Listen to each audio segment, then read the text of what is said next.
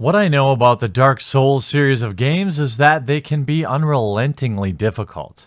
I also know that it has a deep and rabid fan base, which makes it a perfect avenue for shit websites like Kotaku to entrench to use as a vehicle for more activism. Now, it must have been one of the slowest days in video game news history as they put out one of the most pearl-clutchingest, longest-reaching articles I've ever seen in my life. It leads with the clickbaity title, Souls games are great, except for the sexist messages from players. Of course, written by a man, released yesterday at 5:15. I want to take a look at it with you because it is probably one of the most hilarious shit pieces I've ever seen. Now, before we go through the article, I want to share... Oh, I don't know if it's even going to show up anymore. Let's see. Oh, it's not gonna. Oh, yeah. Yet another, why is this even an article on Kotaku moment. I don't post notes like this in Soulsborne games, nor do I find them funny. However, getting tilted enough to make a 2-page dissertation on the matter is fucking ludicrous. Go outside, lighten up, do literally anything else with your life. And of course, we have Soy-in-Chief Stephen Totillo coming in. Oh, come on. The writer loves the series. He dislikes this aspect of it. Writes a piece that explains what happens in the game and what might be behind it. Do literally anything else with your life? Can you lighten up first? That seems like a ridiculous, overblown suggestion. Well, there you go.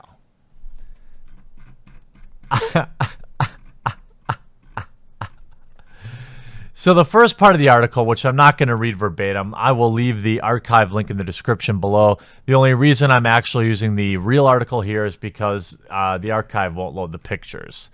The pictures are kind of important to the story. So the first part of the article, of course, look at this.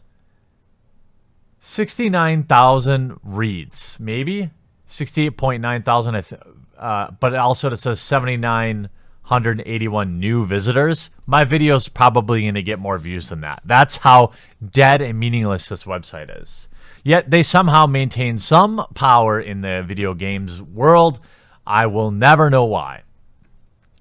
Since the release of From Software's Demon Souls in 2009...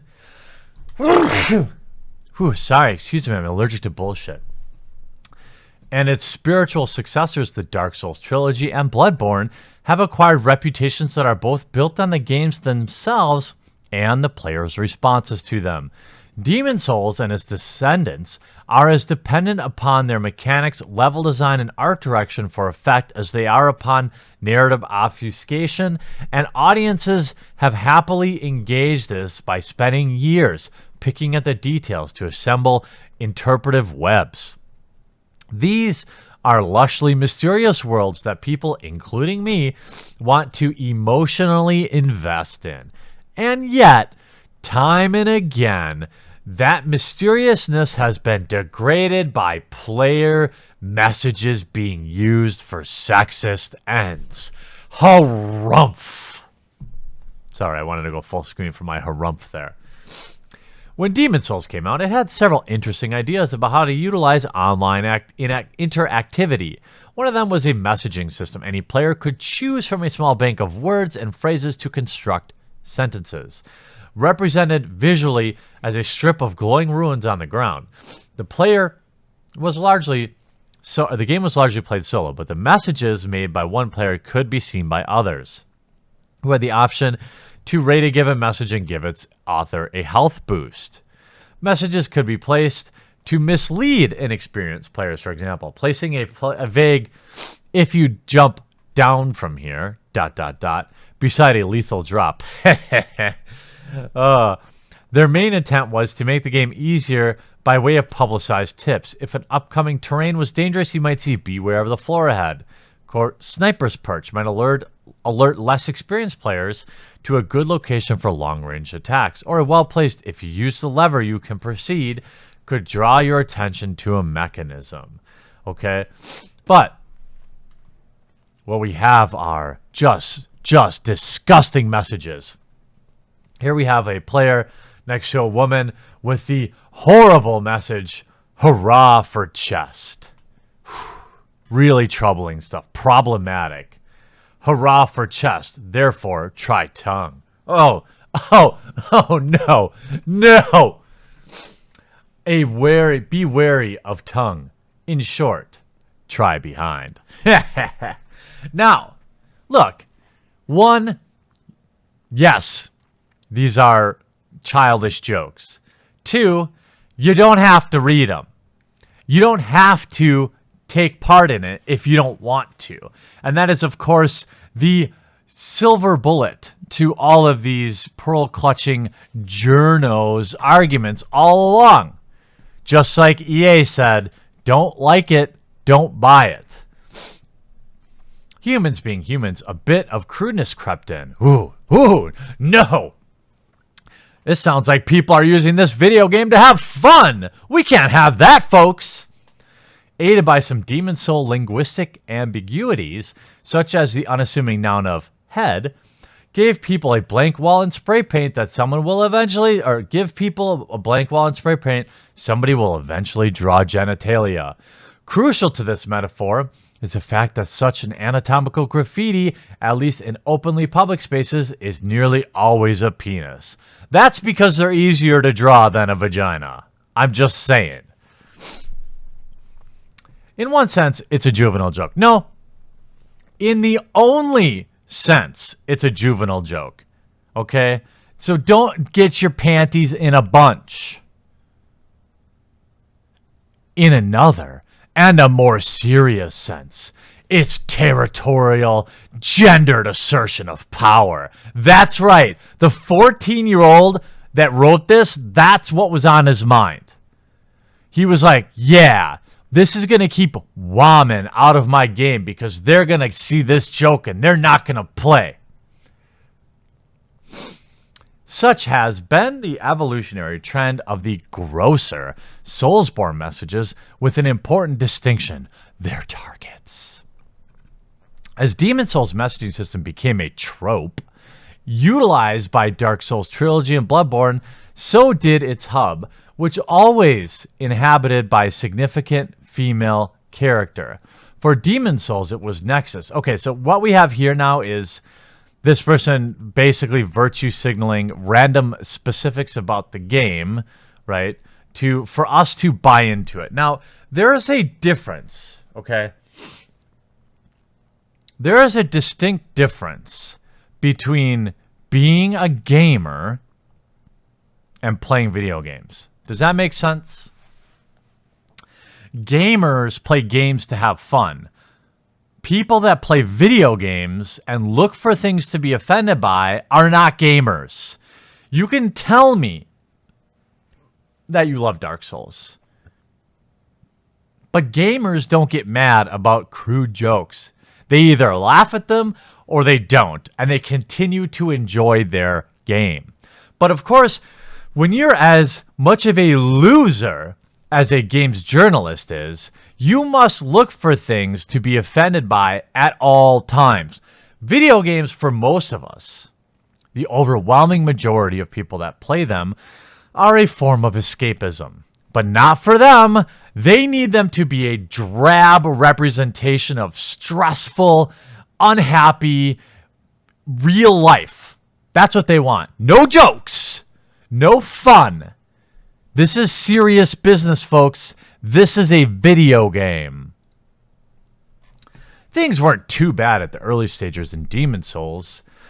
Blah, blah, blah, tending to be things like heart is breaking rather than anything crass. In fact, over the past near decade, that's how long you've been worried about this? 10 years? Play a different game. Demon Soul messages tend to be fine. maybe owning to unexplored differences in player bases or the planar designs for most of the women, the most sexually suggestive messages devisable may have been sticky white stuff, a badly localized name for a magic infusing item. I like how they take this quote out and they highlight it like it's so fucking woke that it's like so important it must be highlighted. So let's read it together. Let's read it together again, everyone. In one sense, it's a juvenile joke. In another and more serious sense, it's territorial gendered assertion of power. Such has been the evolutionary trend of the grosser Soulsborne messages, with an important distinction. They're Targus. This time, it's personal. You have to be kidding me with this shit. This whole thing reads like some pearl-clutching old ninny. Won't somebody think of the kids? Won't somebody think of the kids? What about the kids? So pathetic. The women in the hubs of the Souls games are to varying degrees depicted as subservient. Ooh, that's another problem. That's problematic. The Maiden in Black is pigeon-toed, and she, as Dark Souls 3 Firekeeper, has a sort of binding over their eyes. Anastasia, Dark Souls Firekeeper, has a mutilated tongue and cannot speak. If attacked, the Emerald Herald simply says, "If that is your wish," and like the others, will not resist attempts at her life. Well, she's a maiden. She's not a warrior. But it would be a mistake to cast blame upon the women themselves for inviting harassment as if they, like shamed victims of rape, were asking for it. That's where his head's at. That's where this fucking loser's head's at. Right? You're asking for it. Rather, we should observe that this seems to be a perfect storm of subservient female characters and a portion of their audience eager to reinforce this subservience and a mechanic which gives them the ability to do so. That's right, folks. No fun, no in-game chat, nothing. You will play a game alone and with your cats, just like this guy. That's how he wants you to enjoy your games. No fun. This is serious business. By Dark Souls 2 and 3, it was clear that sexist messages didn't even require a woman to be present. It could just be enough to have details which allow a stereotypical association to be made. A message in front of some bowls in a kitchen of Dark Souls 3 might say, "Woman required a head." A generic female statue in Dark Souls 2 could have, "Woman, therefore bleeding." Again, we don't know if these things existed. Oh, yeah, here's a screenshot. We don't know that he didn't make this screenshot, by the way. We know how much integrity games journalists have, by the way.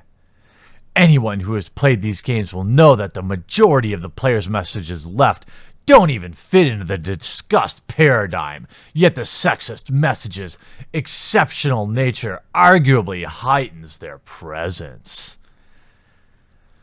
Just play the game. Just play the game. Or don't. But this moral pearl clutching, this moral busybody behavior is absurd. This is why everyone thinks the position of games journalism is a joke. Because most of them use their journalist position as a cloak to be an activist.